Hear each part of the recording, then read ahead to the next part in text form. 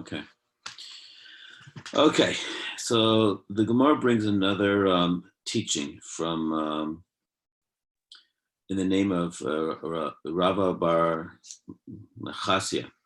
So Amarav Machasya, Amarav Chama, Barguya, Amarav. Where? Yes, here. It's like 3/4 down.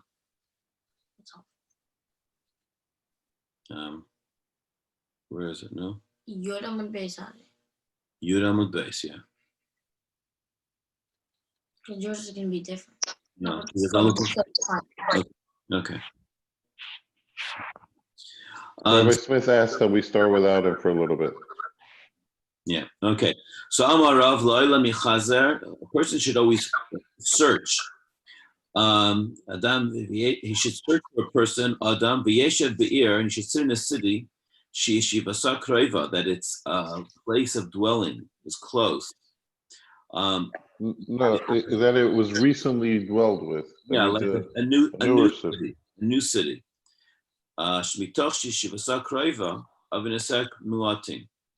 So since it's a newer city, therefore it's going to have lesser averos amongst them. Shneimar, it says, people time of luck to the angels. At the time when they took him out of Sdaim, before they took him over, this is a city not just close, but rather a newer city. And therefore it's less. I should be able to run away, to hide there. It's a place that has less averos, whatever, and my soul will be able to be revived and not, and live after Sdaim. So the Gemara asks, "My kreva, what does it mean kreva? Eily ma kreva, the mikra v'zuta. Is it just because it's close and it's not far to go to? If that's the reason, and therefore you don't have to, and it's a small place, and you don't have to worry about keeping it, alive. Don't destroy it. So one has to ask, why does one have to say that? Since the Malachim themselves could have seen that this was a close little city to the city of Sdaim. So the Gemara explains, Ela, that its intention is to say, that because it was only recently dwelled, its averos are few. To the bottom of the page. And that was the benefit of why he wanted to stay there. And the Gemara is not going to be medayek in the actual psukim. Amar Rabbi Avin. Mikra, what does it mean when the pasuk says Hechan? Where does it say that? Where was it hinted in the pasuk? Tichsiv, that's written. Imal Tana Shama. Where is it hidden in the pasuk where it says I'm going to run away to hide there? So he says that the word tevas na, that the word na, the gematria chamishim v'chad, it's a gematria of 51, and this 51 was the number of years that this city was around. But the time that he had settled in Sdaim was 52. So he says that Tsar was younger than Sdom by at least even 1 year from the time that he had moved there. Who just came on? No, okay. I was on mute a lot. Right, okay. Rav Avin continues and says, V'shalvasa, and the time of peace dwelling in the city of Sdaim was Esrim V'shesh, was 26 years. In the Chsiv, as it's written in the pasuk. No, sorry, I get the wrong one here. No. Yeah. So now we're on Yudalef Amud Aleph. As it's written, Shtemesar Shana Avdu, it was for 12 years that they served the king of Sdaim, the king of Amira, Melech Adama, the king of Tzvaim, and Melech Bela. For it says for 12 years as Kadlomer, and then it says Shalosh Isra Shana Mardu for 23 years. For 13 year they revolted. So together that Uva Sarshana, and on the 14th year to the rebellion, Kadalar Omer came and made a war with them and beat them, and then Avram came and saved them. So here we have a total of 12 plus 13, and then into the 14th year, which makes it a total of 26 years that they were subservient in war, And only after that came the time of peace of Sdom. And because of the peaceful years of Sdom, were 52, it means, that the time of Sdom was 52. Therefore, we could see that the time of peace that Sdom had was 26. The Gemara brings another proof to this concept. Amar Rava bar Chasya, Amar Rav Chama bar Guya, Amar Rav. So Rava, the son of Chasya, Rav Chama, the son of Guria, Rav said, in the name of Rav, Kol ir shegagosea, every city that its roofs, Gvohim, are higher, Migag Beis HaKnesses, that are taller than the roof of the shul, Lasoif Chareva, at the end, those houses are going to be destroyed. Shenemar, because it says, L'roimim es Beis Elokeinu, to raise and increase the house of our God, of Hashem, Ulamid es Charvoisav, and to uproot its ruins. And this is saying to give us a fence in Yehuda and Yerushalayim. Why? Because so when you have that houses that are destroyed will be rebuilt, it's only when you actually make the Hashem's house bigger than your own home. The Gemara explains the concept of not building your home taller than the shul. It says, "V'hanimi lebevasim." This is only applying to houses that one lives in. Aval kishkush va'av ve'avar zavi v'arvav. What's that? V'arvav vare. But homes that are just meant for beauty and towers, and that you don't live in it, it's not talking about. So let's say that's the Eiffel Tower. It's not a reference to that. Amar Rav Ashi, Ana Avdi, Rav Ashi says, I made a special correction to the city Masya Chasya, the Lo Chareva. Apparently Masya Chasya was the name of a city, and he said he made it that city was not destroyed. Why? He says, because I prevented them from building their roofs of their city taller than the shul. That's why. So in other words, he took that concept and he himself actually did it. So the Gemara asks, Veha, isn't it true that the city of Masya Chasa Chareva, they did get destroyed? So the Gemara explains, Ma'isa Avon, they actually, at the end, they were destroyed because of that Avera, because that it was destroyed from other reasons, but not because the Avera of building their roofs high, that was not the reason that caused it, because they didn't have high roofs. So the city was not destroyed because they had roofs that were higher than the shul. The Gemara brings another saying in his name. Amar Rava bar Chasya, and Rava bar Chasya said, Amar Rav Chama bar Guria. Rav Chama bar Guria said, Amar Rav, in the name of Rav. It's preference that one should be under the yoke of Tachas Yishmael, one should be under the yoke of Yishmael, and to serve him. V'lo Tachas Nochri, but not under, in this case, the Gemaras are referring to a Nochri as an Edomi, which probably more recently is a reference to Rome. Sha'edomim hayu, because the Edomim were more wicked, and it was rather to be under Tachas Nochri, which was a Edomite, a reference again to the Roman, because they don't prevent us from doing the mitzvahs. Oh, so he's saying like this. Sorry. He says, rather, let's be under, if you had a Yishmael and a Roman, let's be rather under the Romans, under the Yishmael, because the Romans were more wicked. He said, but if we had, it was rather be under the Romans and not under Tachas Chabar, that was the Persians, because those were from the children of the Persians. It's not saying the Persians, but the children of the Persians. It says because they prevented Yidden from doing mitzvahs. And it's rather to be under these children of Persians and not be under the ol and the yoke of a Talmid Chacham. Why? Because if they will go and pick the buttons, press the buttons of a Talmid Chacham, he will punish them. And it's rather to be under it, and you shouldn't be wanting to be punished by a Talmid Chacham. And it's rather to be under the yoke of a Talmid Chacham and not under the yoke of an orphan or a widow, because their tears and not under the yoke of a orphan or a widow, because they often will cry, and because, in other words, if you brought them to tears, you will get extreme punishments. Very interesting. The Gemara brings another saying in his name, Rava Bar Chasya, and Rava Bar Chasya said, in the name of Rav Chama Bar Guya, and Rav Chama Bar Guya, Amarav, he said like this: it's rather to suffer kol cholid.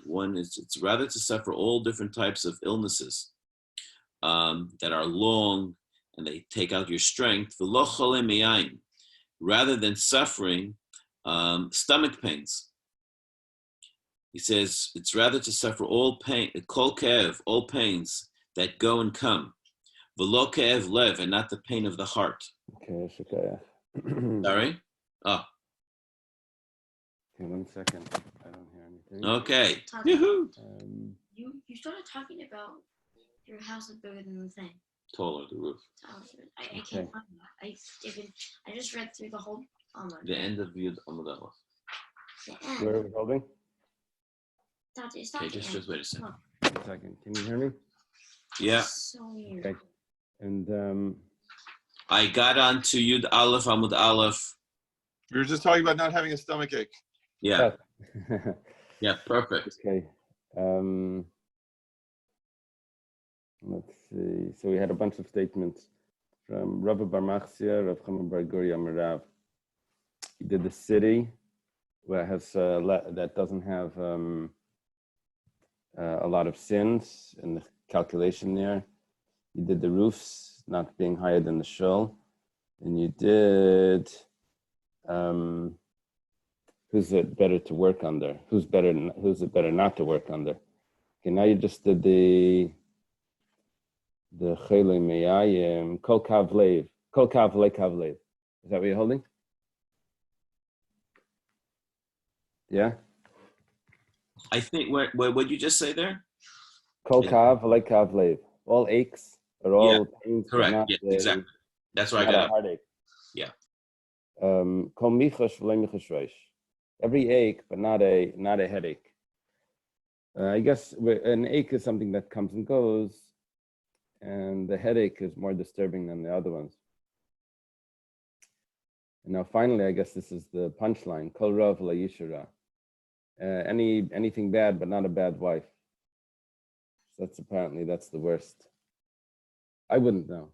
It's funny because Rav actually said that his wife was not good to him. So maybe that's why he's saying this. He said, his son said, why? I don't remember if it was Rav or Rabbi. Both had the same issue. There was uncle and nephew. But both of them said that their wives would torment them.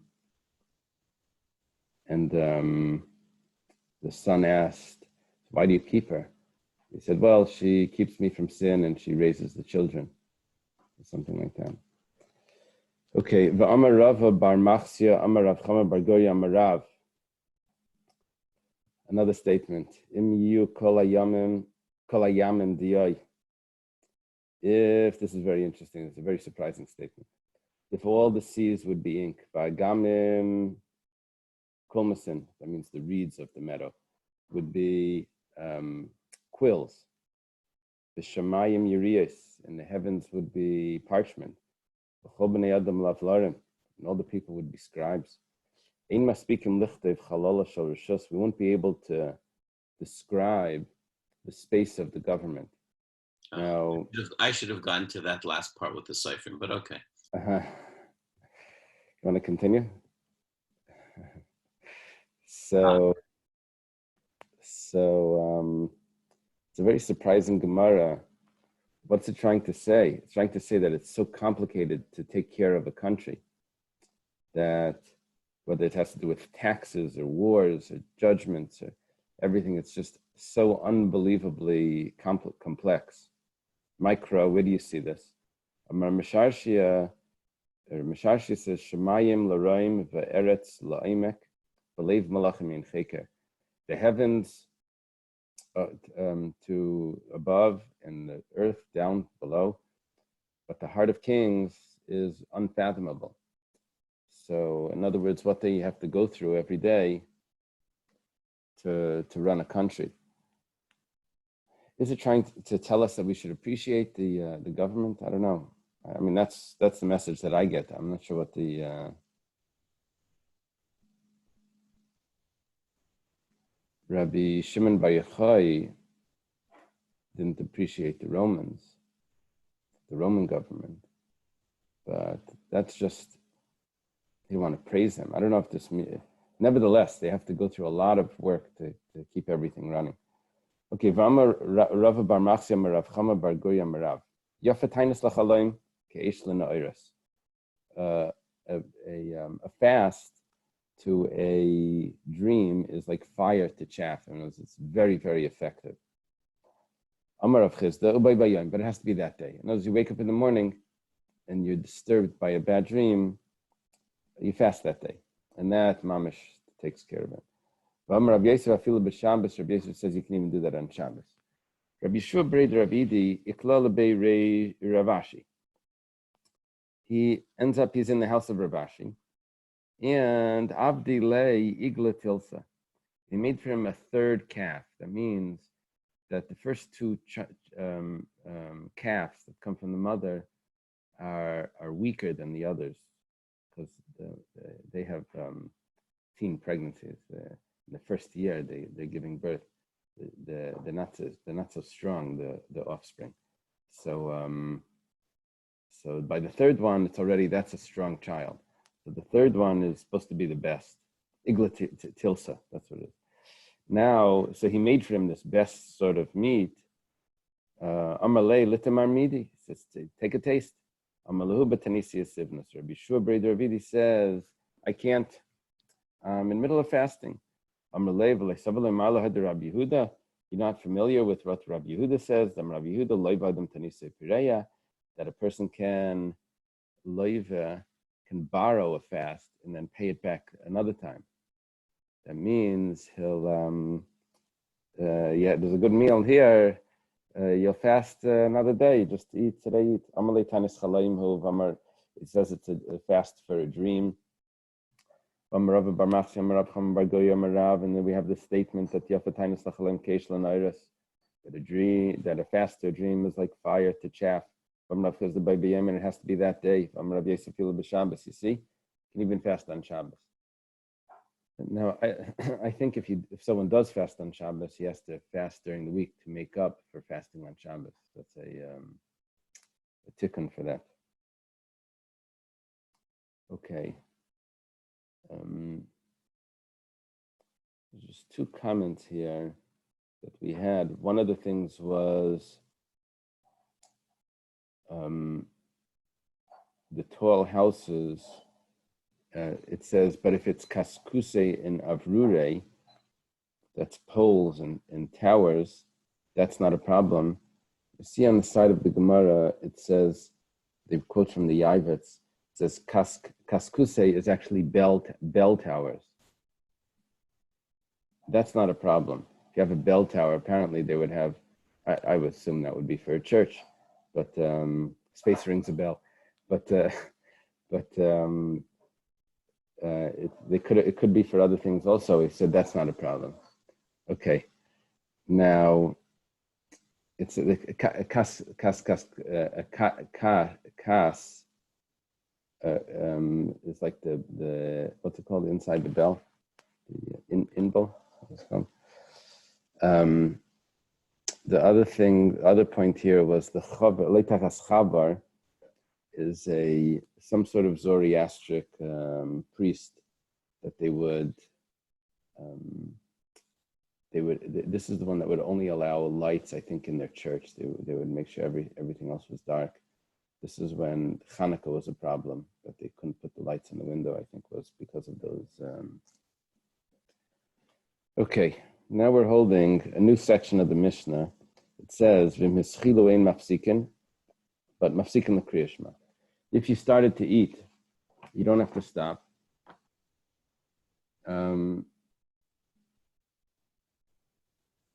So mafsikin the kriya shema, you do stop for shema, but you don't stop for tefillah. That's we're talking about mincha time. So the Gemara asks, Hatanale reishein mafsikin. What are you telling me? B'mischiloin mafsikin. It said at the beginning.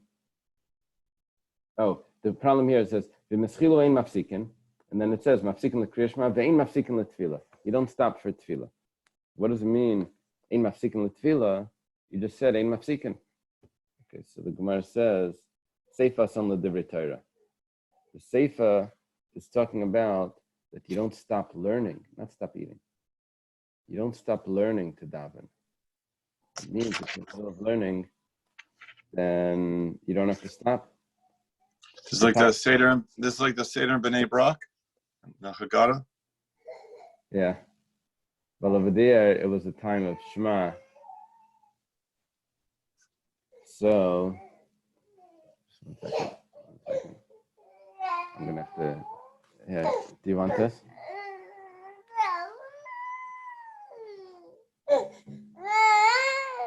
You have Dr. Stein there? Dr. Stein is there? Okay. Let's see if this works. So, they don't have to stop for. You don't have to stop for davening because they're in the middle of learning. Now let's take a look. Amar Rabbi Yochanan. Rabbi Yochanan says, "Leishanu el kagen Reb Shimon bar Yochai v'chaveirav." This is only Reb Shimon bar Yochai and his friends, or similar to them. Shatirasan Nasan, that their Torah was their craft. That was their main occupation, was Torah. Notice they didn't stop for anything else. They learned the whole day. You don't stop for anything else. So davening isn't significant enough to stop learning. The Rebbe explains that actually the Alter Rebbe writes in, where is it? Chaf Gimel, I think. Chaf Gimel. Says that the reason why that Torah is so significant that even if you're not Tirasam Nasa, you don't have to stop. Anyone's Torah. So why do we stop for davening? So for that it says that because because we stop anyway for other things. So as our davening is done during our breaks, it's not done during our learning time. So the Rebbe learns that you have to arrange your day, that you take your breaks from learning at the Zmani Tefillah, at the appropriate times. Okay. Avol Kagainanu, but people like us, this is Rabbi Yochanan saying, Mafsikin l'Kriya Shema l'Tefillah. We stop for Kriya Shema and for Tefillah. Tosfos here comments that we had a Gemara a little while ago regarding Reb Zera and Reb Yirmiyah, yesterday or 2 days ago, where Reb Yirmiyah wanted to go because it was time for davening, and Reb Zera tells him, that even the davening becomes disgusting if you don't want to hear Torah. So Tosfos explains that was either they were Terasim Nasam and they didn't have to stop, or they still had time to daven. Okay, now it says, Vahatanya, but we have a brisa.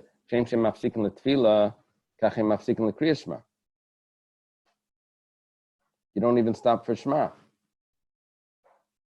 1 second, what's going on over here? You don't stop for Shema. So we said that you definitely stop for Shema. Shema, according to most opinions, is a deraisa.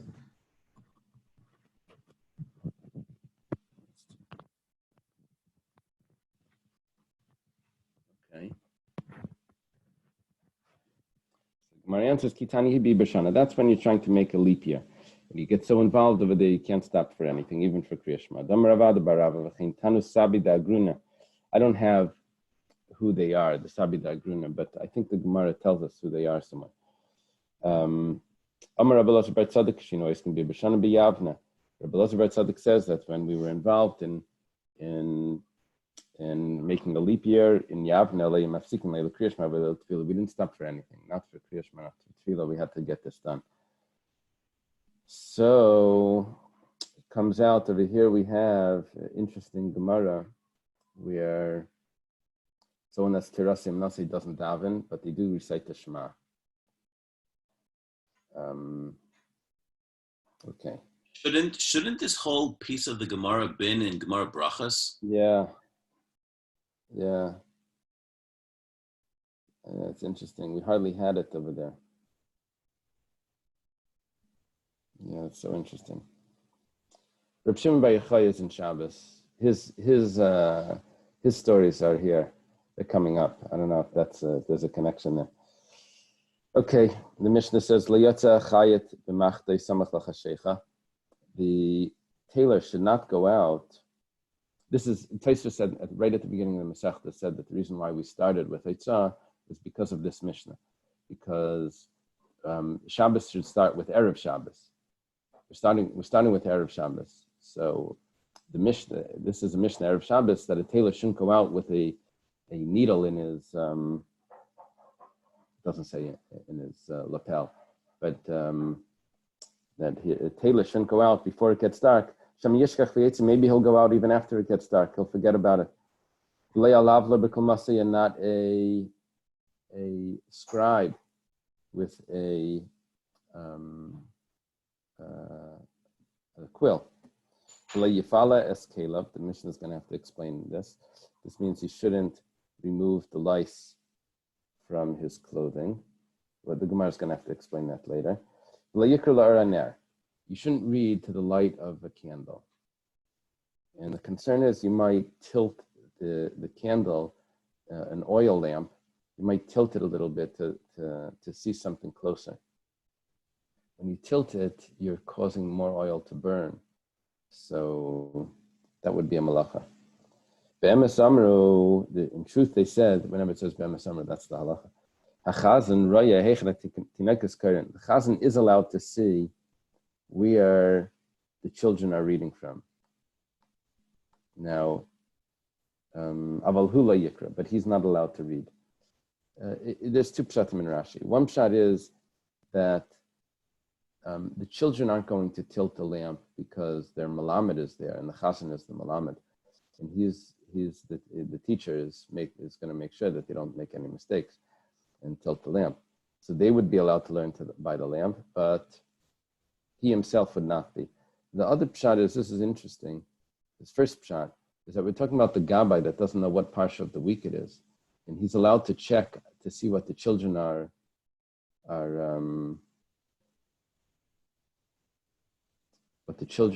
learning, because the children learn the parsha of the week, and I don't know what he's doing, but he doesn't know what parsha it is, and he has to call the people up to read from the Torah.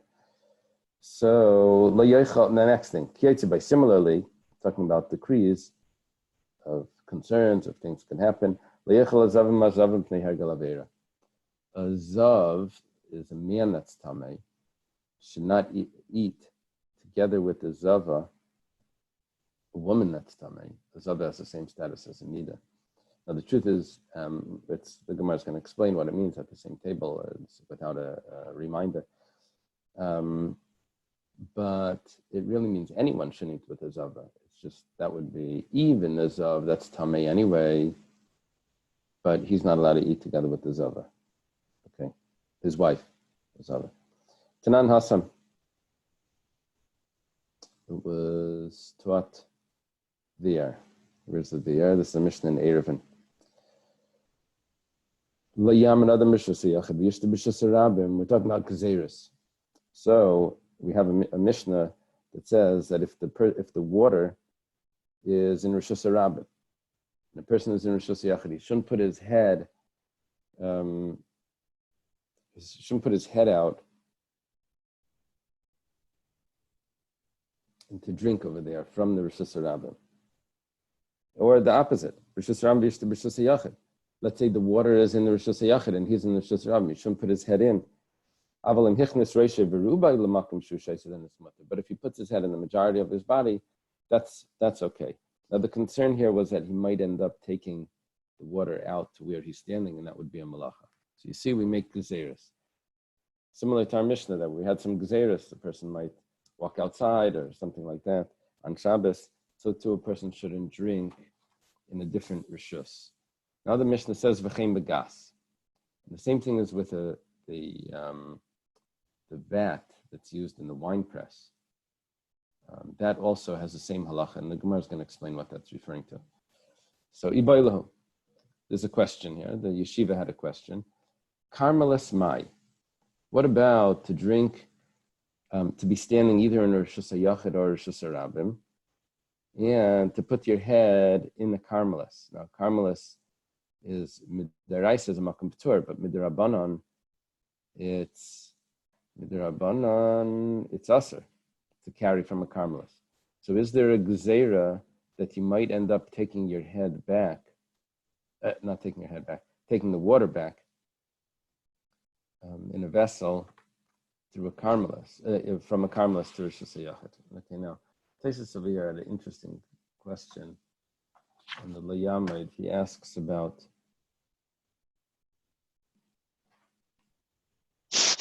it's such an interesting question.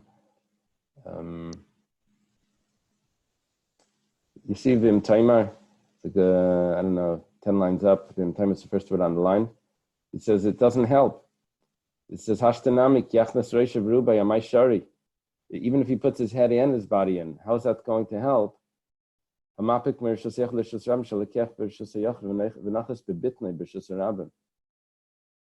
he's going to walk out, he's carrying the food inside his stomach. You have a question? So he says no. Taisa says that once you swallow it, it's already placed. And it's not considered carrying anymore. Okay. It's over here. If you want to take it, then you have to go. Okay, so what's going to be the halacha by a? Okay, what's going to be the halacha by a Karmelis? 1 second, let's watch the wire. Okay, what's going to be the halacha by a Karmelis? Amar Abaya hihi. Abaya says it's exactly the same. And Rav Amar higufa gzeira banan nekem v'nigzeg gzeira. Abaya says that just like we said, there's a problem from Rishus HaYachid to Rishus HaRabim. They have the same problem from Rishus HaYachid to a Karmelis. It's rabbinically forbidden. There's a concern that you might take the water back. Rashi was concerned that he's going to take the water back in a cup. From Taisus, it could be that he's taking the water back in his mouth. I'm not sure if that's what Taisus is saying. Okay, but whatever the case is, there's a concern. Rava says there's no concern. Why? Because the Karmelis itself is rabbinic. We're not going to make a decree on a rabbinic decree because then it's going to extend forever. There's a gzeira. So Amar Abai Mina Aminallah. Abai says, where do we know this from? Diktani says, I'll prove it to you. It says v'chein begas. The same thing applies to a gas. Gas is the vat that's used in the wine press. My gas, what type of gas are we dealing with? Rishus HaYachid, if the gas is Rishus HaYachid, that means that it's 10 tvachim tall and 4 tvachim wide. So Tanina, you already said that you can't drink in Rishus HaRabim. You can't stand in Rishus HaRabim and drink in Rishus HaYachid. Rishus HaRabim, if you're going to tell me that it's within 3 tvachim of the ground, so it's a Rishus HaRabim, it's lavud, it's attached to the ground, then Tanina, that you taught also. Elalav Karmelis, it must be that you're trying to tell me a Karmelis. So, a Karmelis, Abai is correct. A Karmelis has the same prohibition. Rava Amar, Rava says, V'chein begas le'inyan ma'aser. No, you got it wrong. Gas wasn't talking about Shabbos, carrying on Shabbos and drinking on Shabbos. It's talking about that you didn't take ma'aser from the wine. Now the question is there a concern that you might take the wine? Is there a concern that you might take the wine and drink it in a way that it's going to be chayev in ma'aser? Okay, so it goes like this. That it was taught in the Mishnah, Sheisin alagas.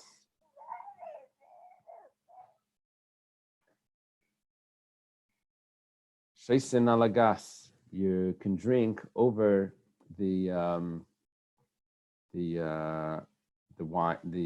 pit or the vat. Bein alacham and bein alatzainen upater. Whether it's you're mixing it with hot water or you're mixing it with cold water, and it's not a problem. It's funny it says pater when you just said that you're allowed to do that.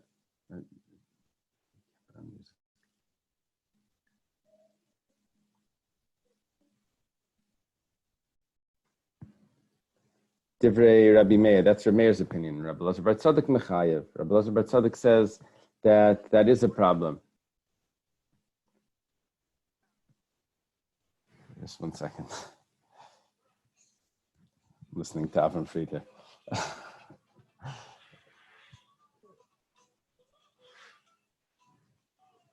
Okay. Can you take it to Levi? Take it to Levi so you can listen. And the Chachamim say that if it's hot water, then it's a problem. But if it's cold water, it's not a problem. What's the reason why cold water is not a problem? It says because he's going to return what's left in his cup. He's going to return it back. So the idea here is that if you're taking it out, then it's considered, if you're just going to drink a little bit of wine, that's considered temporary eating, and it's not chayav and meiser. It's only chayav and meiser if it's like a permanent sort of official eating. So this here, you're taking it out of one of the processes of the wine. It hasn't already gone into the place where they barrel it. It's a step before that. So really, it's not chayav and meiser. But if you're taking it out in a way that you're not going to return the leftover wine back into it, then that's already establishing it for meiser, and you shouldn't be allowed to drink it. So here we have a discussion about drinking on the gas. So v'chein begas is referring to that you're not allowed to drink it because you might take it in a way that you won't be returning it, and then it'll be chayiv and meiser. So the Rabbi says it has nothing to do with Shabbos and a Carmelis. It has to do with meiser. Okay.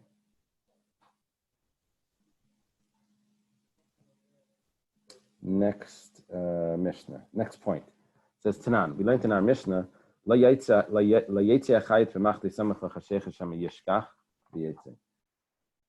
tailor should not go out with his needle next to mincha time, or before it gets dark, rather, because he might forget. And go out. My love, how is he carrying this needle? It says it's stuck into his garment, like maybe in his lapel. He wears it like that. Now, that's not a real form of carrying. That's only a rabbinic type of carrying. So you see, a rabbinic type of carrying, we tell him that he can't do it before Shabbos because he might forget on Shabbos.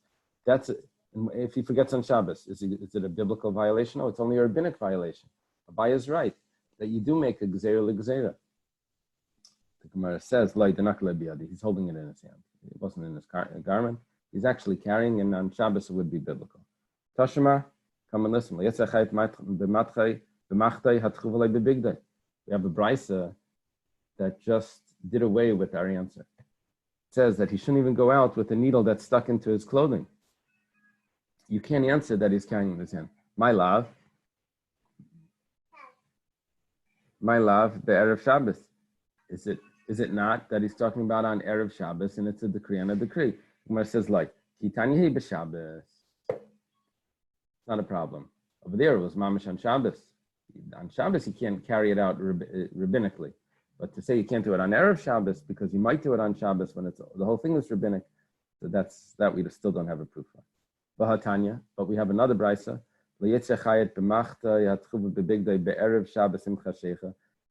brisa just takes away all our answers that we just gave. That a tailor can't go out with a needle that's stuck into his clothing on Erev Shabbos. My answer is Hamani Rabbi Yehudi. This brisa is an individual opinion. It's the opinion of Rabbi Yehuda. Damar uman derechim nasei chayev.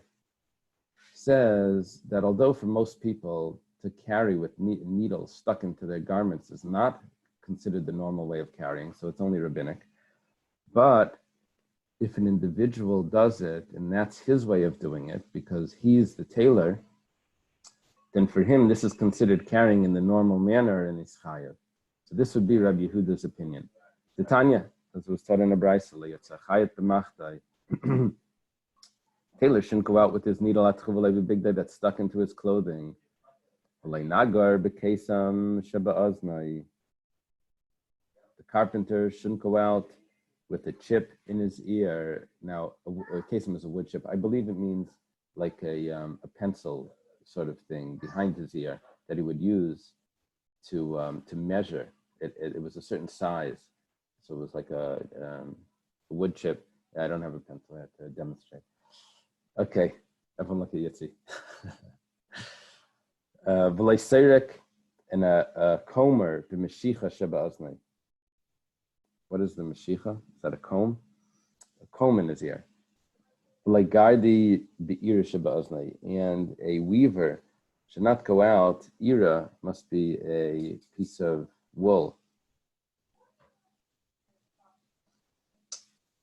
What he would do is, I think this was used in the shuttle. The loom goes up and down. It goes like this, and every time you put the shuttle, which is a ball of thread through, and there would be someone on each side, like pushing the thread back and forth as the people were lifting the up and down the loom. So the shuttle had a spool of thread in it, and it was on a pole, and it could be released. It was like in a ball, so it could be released. The only thing is when you put it in, when you put the thread into that ball of thread into that container, you would stuff it up with a piece of wool that would hold it in, so it shouldn't fall out, but it can still turn.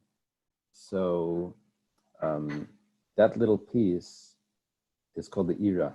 That little piece, and he keeps it in his ear because I guess he keeps changing. The weaver keeps changing the thread. He has to put in new thread.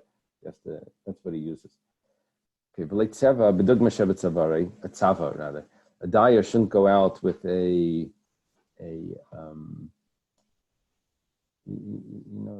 come, you can get different fabrics. They have they look like patches. A bunch of little pieces of cloth. Swatch. Is that what it's called? Swatch? Yeah. My father's in the furniture business, upholstery. So the painters have a thing, paint like that. Anyway, they would have these sort of samples on their. They would have these samples on their around the neck. You have to take this away because it's music.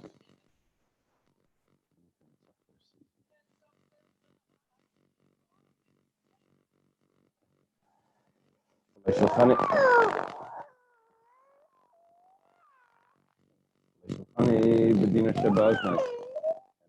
a money changer can go out with a coin in his ear. That's not a good idea anyway. Vinyatza, but if he does go out, he's pater avalasa. He's exempt. Now we're talking about on Shabbos. Rabbi Yehuda, that's the Rabbi. Rabbi Yehuda, Uman derech masi is chayav, b'shakal on the pater. Rabbi Yehuda says that the Uman himself, that that's normal, he's going to be chayav. Okay, now very interesting. Tani chadul yatzazav b'kisay, v'miyatza pater avalasa. We have a brayso that says that a zav that has this tumah, this emission, but whatever it is, if it's corresponding to gonorrhea or something, so he would have a little pouch that would collect this fluid. He's not supposed to walk out with it on Shabbos. If he does, pater avalasa. Tani yidach, another brayso says liyatza v'miyatza chayiv chatas. If he goes out with it, he's chayiv chatas. One says it's rabbinic, one says it's biblical to carry that. to have that pouch. Rabbi Yosef like kasha. Yosef says it's not a problem. Rabbi Meir, Rabbi Yehuda. Rabbi Meir says that's not a normal way of carrying, so it's rabbinic. Rabbi Yehuda says no. It's normal for such a person to carry it like that, just like we said with the craftsman. So that's going to be chayav according to Rabbi Yehuda. Amalei Abaya says, "Ema deshamet le Rabbi Meir midlav hainu orchei, midil hainu orchei mishamet le." Abaya says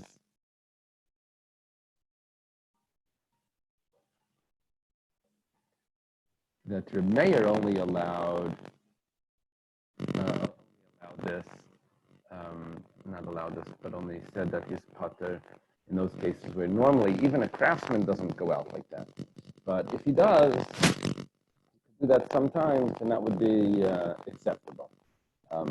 But here, this is totally normal for him. So why should, even according to Meir, he should be chayav? The Eily Temahachi, because if you don't say so, Elamiyata, Hedyet Shechoka Kav, Bikas, the Shabbos, the Rabbi Hachanamid Le Mechayev. Okay, how did you have that translated over there in the art scroll? He's carving out the line. A calf-sized hole in a log. So, what are you going to say? That this is not, if he's not a person that does this, you're going to say that he's exempt because he doesn't usually do this? According to Rabbi Meir, you have to accept that if this is something, what does this mean?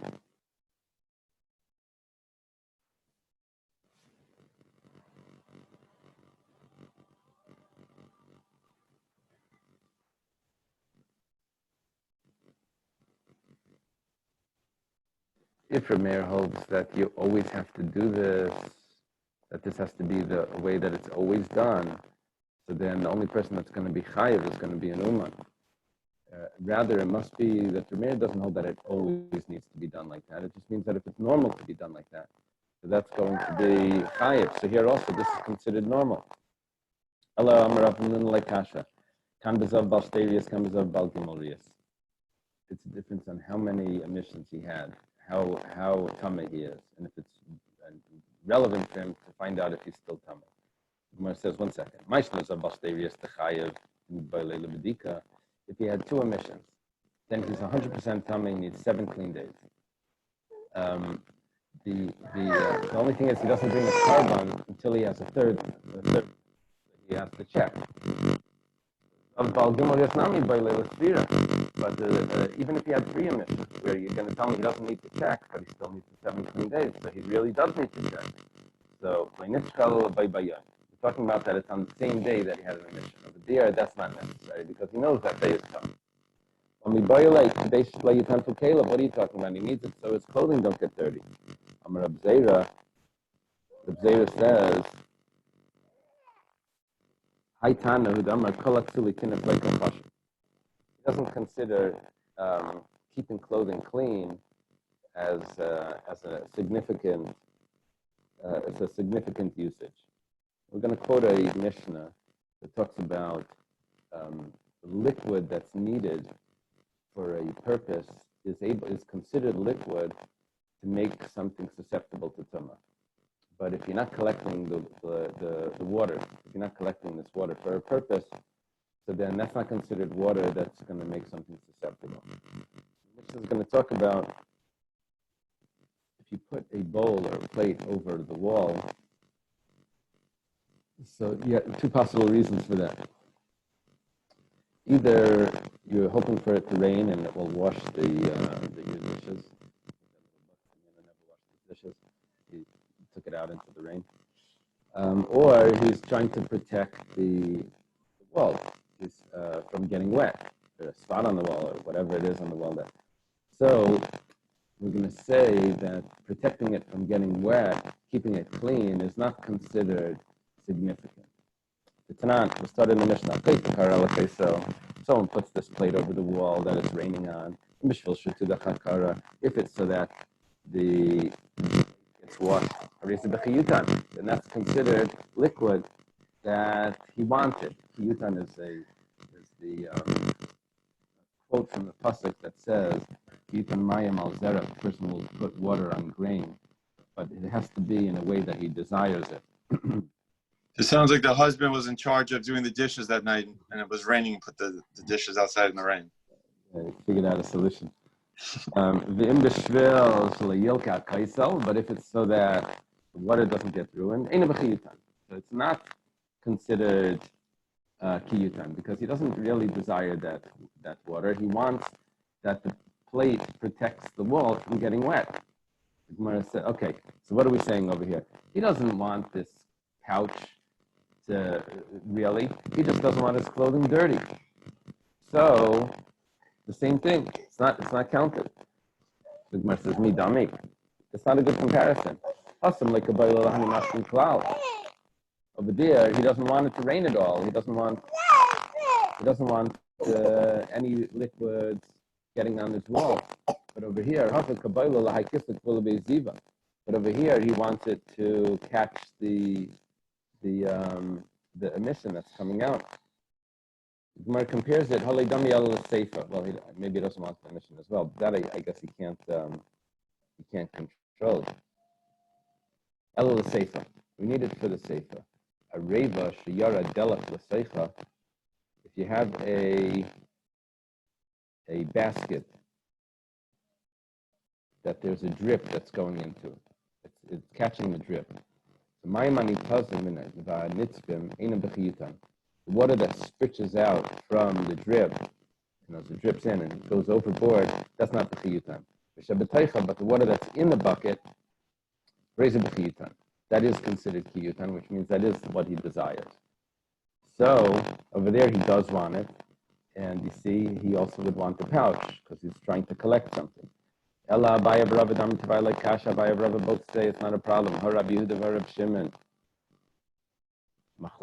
Famous Machlekes Rabbi Yehuda and Rabbi Shimon in Masechta Shabbos. If a malacha shein tzrich legufa is chayev. Malacha, a work, an activity that is not needed for itself. So here also, he doesn't really need this pouch. So Rabbi Yehuda holds that it's chayev, and Rabbi Shimon holds that it's pater. Malacha shein tzrich legufa. So here also, the famous example for this is if there's a corpse in the house, and the person needs it outside, doesn't want it inside. Normally when you carry it's because you need it where you're taking it to. Here, garbage in the house, let's say.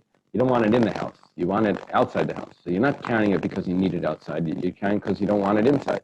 It's called the malacha shein tzrich legufa. The main purpose of that sort of work is not what you're doing it for. So here also, he's carrying this not because he needs the pouch, but he also wants his clothing to get dirty. So that's the explanation in the brisa why one brisa says that he's pater and one brisa says chayav chatas. Machlekes Rabbi Yehuda and Rabbi Shimon.